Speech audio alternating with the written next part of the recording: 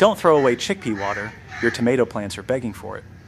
What if I told you that the leftover water from soaked or boiled chickpeas could help your tomatoes grow faster, stronger, and produce a bigger harvest?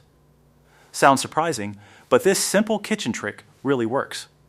Most gardeners focus on fertilizers from the store, but they ignore natural nutrients already available at home. Chickpea water is rich in plant-friendly compounds like nitrogen, trace minerals, and natural starches that help improve soil life. Here's how to use it. Take the water left after soaking or boiling chickpeas. Make sure there's no salt or spices added. Let it cool completely. Then dilute it by mixing 1 part chickpea water with 1 part plain water. Now slowly pour it around the base of your tomato plants, not directly on the leaves. This helps feed the roots and improves microbial activity in the soil.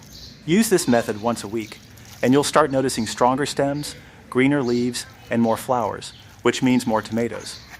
But remember, don't overuse it. Too much can harm the plant instead of helping it. So next time you cook chickpeas, don't throw that water away.